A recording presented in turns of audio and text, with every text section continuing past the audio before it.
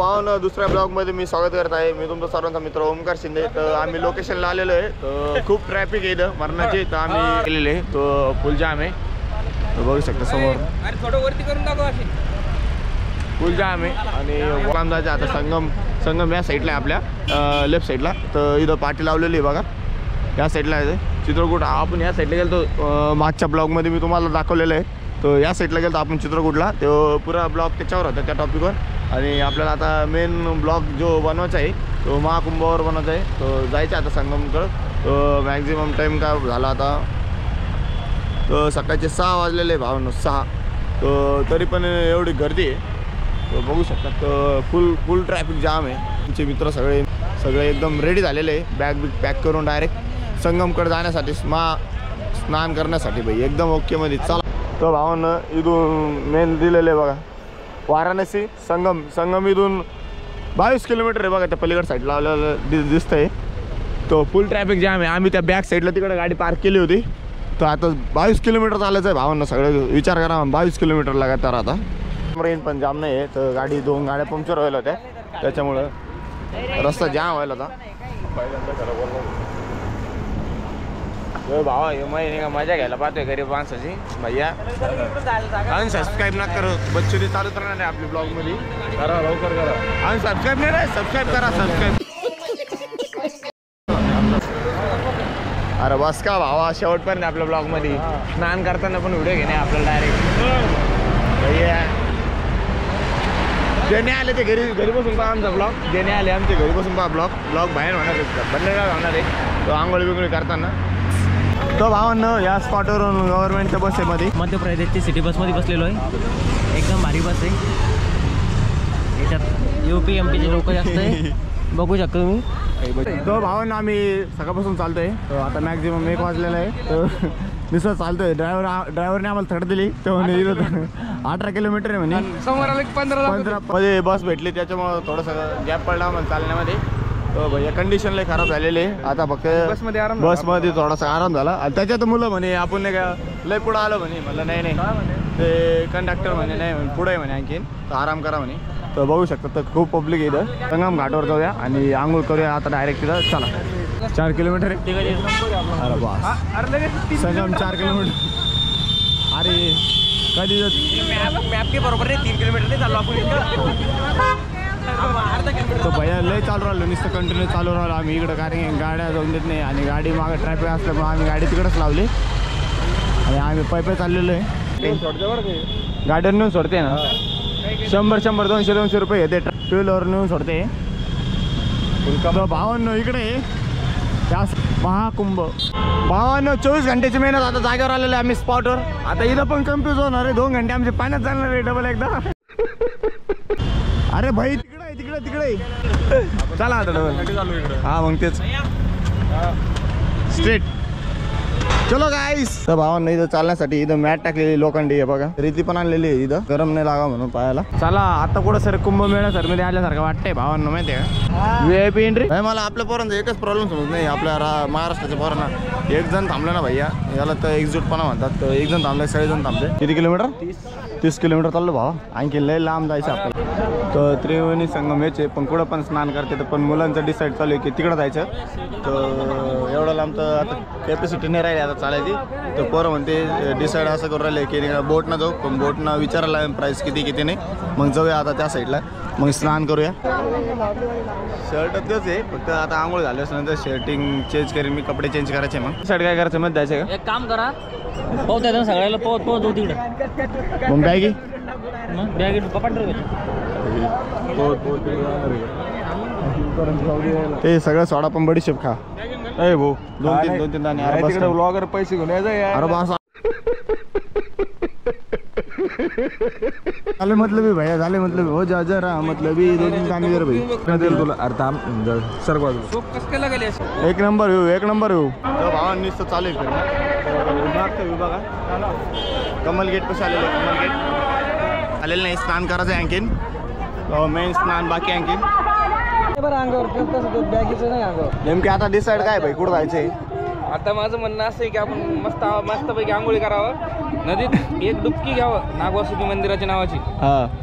इथूनच मस्तपैकी दर्शन जीवाभावाने मनाभावाने दर्शन करून इथून आपण रिटर्न आपल्या मार्गाला लागावं, हां अशी माझी पुढच्या इच्छा आहे. मार्गावर लागा. अशी माझी इच्छा आहे. तुमचं काय म्हणणं आहे सांगा मला. कोणाचं म्हणणं काय, तुझं म्हणणं काय रे? आपलं हेच मी याच्या म्हणायच्या आधी सांगितलं या टॉपिकवर. तर जरा ब्रिजच्या तिकडं जरा जायचं असेल तर ब्रिज क्रॉस करून जायला लागेल आम्हाला. तर पलीकडं त्या साईडला मेन हे जागा आहे स्पॉट, पण असं काही नाही की ते जायला पाहिजे. तर इकडं पण स्नान केलं तर काय एकच आहे ते स्पॉट स्नाई स्थान. तर आणखी सकाळपासून नुसतं फिरू राहिलो. आता जेवण बिवून केलं नाश्ता आणि चालू पोरांचं स्नान करू, इथं करायचं का पलीकडं साईडनं जायचं. तर बघू जायचं असेल तर तिकडं जाऊन इथं स्नान करून घेऊया. तर भावांनो इकडे तुम्ही लाईटमध्ये तर संगममध्ये चाललेले आता आंघोळ करण्यासाठी स्नान करण्यासाठी. बाई इथं थांब आम्ही आलो चल पकडे. तो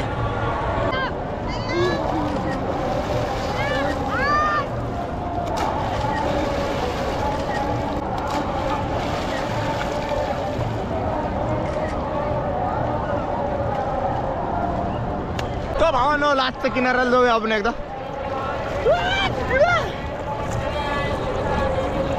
एवढं खोल नाही आहे तर जसं मी विचार केला होता तसं, कारण की इथं बोट रायडिंग पण आहे.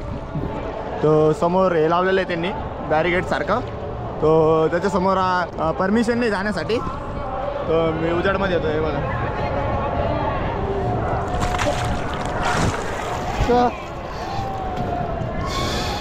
बरं वास या आजा.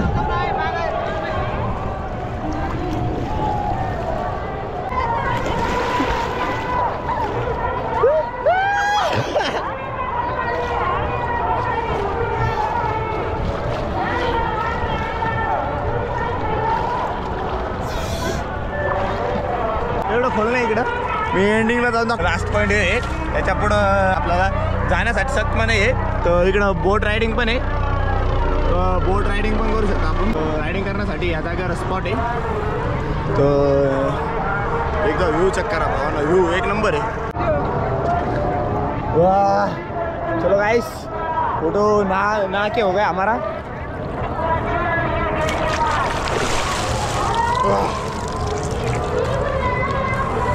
तर भावांनो झालेलं आहे स्नान आमचं. स्नान करून तर जाऊया आता इथून.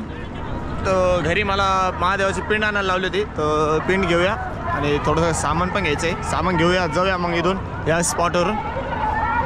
तर भावांनो या साईडला पुरी जागा खाली झालेली आहे आता. तर फक्त पलीकडच्या साईडला भरपूर पब्लिक आहे. तर मुलांचा असा विचार चालू आहे तर आज इथं थांबायचा चालू आहे प्लॅन. तर जमलं तर आज इथं मुक्काम करणार आहे आम्ही, नाही तर डायरेक्ट कुठं नाही काशीला जायचं आहे ना आपल्याला. तर भावांनो ह्या कोपऱ्यातून आलतो आम्ही पहिले स्टार्टिंगला बघितलं होतं मी तिथून. तो पुरा नाईटचा व्ह्यू आहे, चेक करा भावांनो. पुरा लाईटमध्ये. तर मध्ये संगम. तर हे बघा या साईडला. तर अंधार असल्यामुळे एवढं दिसत नाही क्लिअर. तर पब्लिक तर खूप आहे इथं. जिथं बघा तिथं पब्लिक आहे स्टे. तर स्टे पण डायरेक्ट इथंच थांबते काही लोक. गाड्या तर इथं आलेल्या आहेत, सगळ्यांच्या गाड्यामध्ये होत आहे पार. आणि मध्ये पार्किंगसाठी पण गाड्यासाठी जागा आहे. तर जाऊया आता, खूप टाईम झाला आता. आपण स्नान झालेलं आहे आपलं. तर मित्रांचे पण फोन येते, ते आमच्यासोबत ते ग्रुप वेगळीकडे गेला होता दुसऱ्या पलीकडे साईडला. मग त्यांनी त्या साईडला आंघोळ केली, आम्ही या साईडला आंघोळ केली. तर ठीक आहे म्हणे.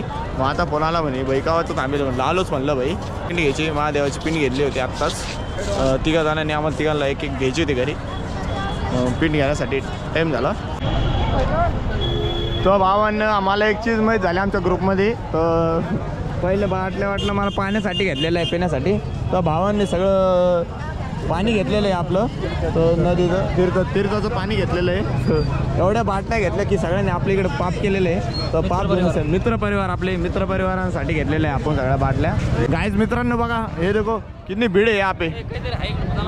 ये इस गली में चलो, इस गली में. हेलो भाई साहब इधर चलो. पकड़ो पड़ो सांस दब जाएगा भाई. इतनी भीड़ भाई. शिवालय पार्कमध्ये चाललेलो आहे आम्ही. तर 12 ज्योतिर्लिंग इथं. 12 ज्योतिर्लिंगचं इथं दर्शन आहे. तर 12 ज्योतिर्लिंग बघून घेऊया एकदा. आलो तर आता जवळ.